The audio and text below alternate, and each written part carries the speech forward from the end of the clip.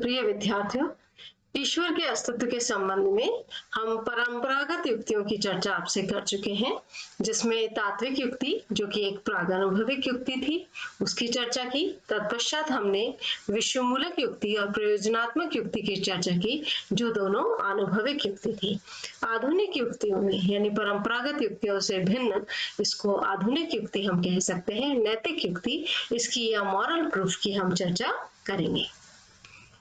नैतिक युक्ति जो है ये भी मनुष्य का जो जीवन है उसी के आधार पर जो है इसको स्थापित किया गया है और बड़ी लोकप्रिय युक्ति इमैनुअल कांट द्वारा इसे माना जाता है। इमैनुअल कांट जो है वो ईश्वर के अस्तित्व के संबंध में नैतिक प्रमाण को ही स्वीकार करते हैं। तो ये जो नैतिक युक्ति है इसका संबंध धर्म और नैतिकता से माना जाता है। इस युक्ति के अनुसार ईश्वर विचार का जो स्रोत है वो मानव जीवन है, जिसमें नैतिकता के लिए एक ऐसी सत्ता को मानना आवश्यक हो जाता है जो सर्वोच्च शुभ है, और ऐसी सर्वोच्च शुभ सत्ता ईश्वर है। तो ईश्वर दृश्य जगत का विषय नहीं है, परंतु ईश्वर जो है वो आदर्श या पारमार्थिक जगत का जो है विषय है। यह अनुभविक युक्ति ही है, क्योंकि यहाँ मनुष्य के नैतिक जीवन के संदर्भ में ही इसको पुष्ट किया गया है और ये माना गया है कि सच्ची नैतिकता का पालन करना या वास्तव में जो हम कहते हैं ना शुभ संकल्प करना, शुभ कर्म करना, सद्गुणी जीवन जीना, उसके लिए आवश्यक हो जाता है कि नैतिकता का कोई एक सर्वोच्च शुभ स्रोत हो। तो ईश्वर के अस्तित्व के अभाव में नैतिकता की रक्षा करना असंभव हो जाता है। इसलिए इस युक्ति को जो है मनुष्य के अनुभविक जीवन के संदर्भ में ही स्वीकार किया गया है। ये जो युक्ति है कांट, मार्टिनो, रेस्टेल ने इसे प्रस्तुत किया है। समकालीन जब धर्म दार्शनिकों को देखते हैं तो वैली और एच.जे. पैटन ने भी इसे मान्यता दी है और इसे बहुत महत्वपूर्ण युक्ति माना है। अब कांट की नैतिक युक्ति क्या है, तो हम देखते हैं कि कांट के अनुसार कांट जो है वो विश्वमूलक और प्रयोजनात्मक तर्कों की आलोचना करते हैं। तो कांट कहते हैं कि ईश्वर का जो विचार है, ईश्वर से संबंधित जो विचार है उसको हम बाह्य विश्व की व्याख्या से प्राप्त नहीं कर सकते।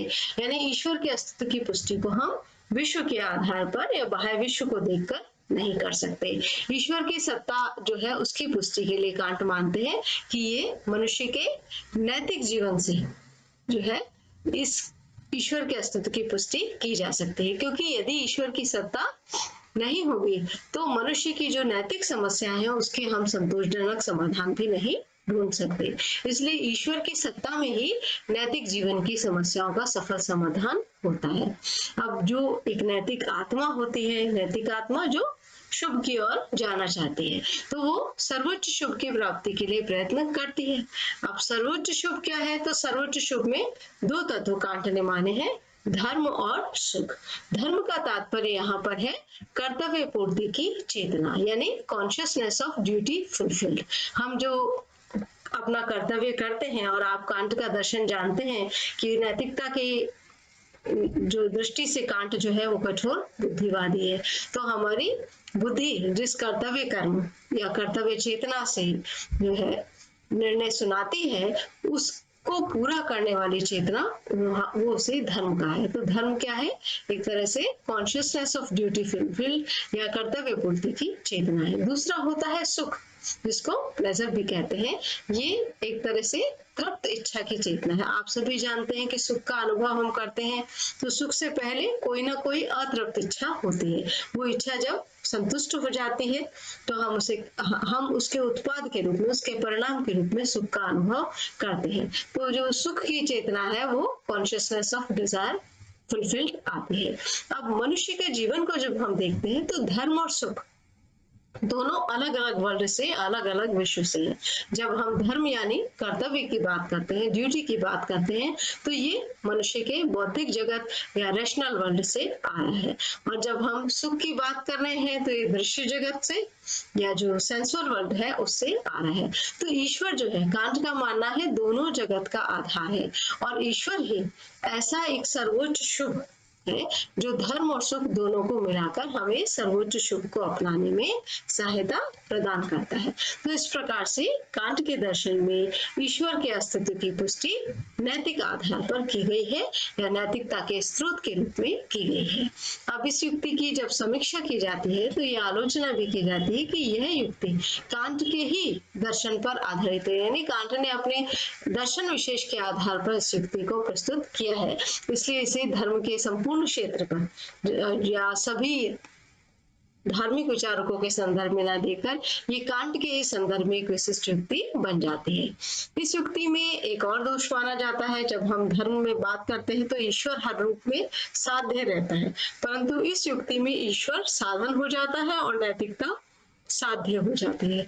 इसी प्रकार जब कांट ये कहते हैं, कांट कठोर बुद्धिवादी हैं और कांट फिर जो है धर्म और सुख की एकता का आधार ईश्वर को मानते हैं, तो कहते हैं ऐसा भी उपयुक्त नहीं लगता, क्योंकि ईश्वर की तो जब हम धारणा पर विचार करते हैं तो ईश्वर तो धर्म और सुख से परे होता है, उससे बियॉन्ड है, तो ईश्वर को इसका आधार कहना इसकी आलोचना की गई है। परंतु ऐसा नहीं है कि कांट की युक्ति में सारे दोष हैं।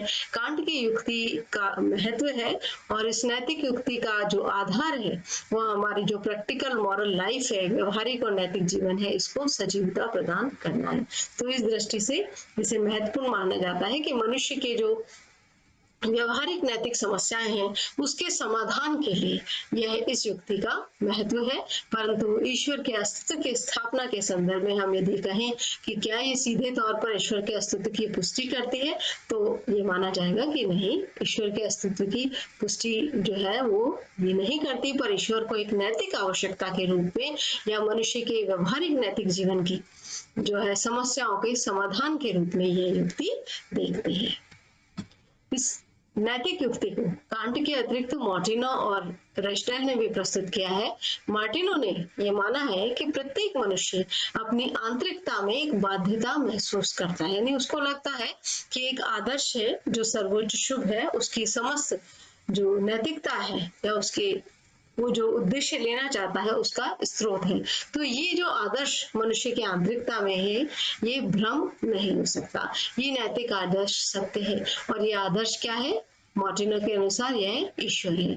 इसी प्रकार रेस्टेल भी कहते हैं कि नैतिकता का आदर्श कभी भी जड़वाद या प्रकृतिवाद में या भौतिक जगत में नहीं हो सकता, इसका आदर्श प्रत्ययवाद में ही है।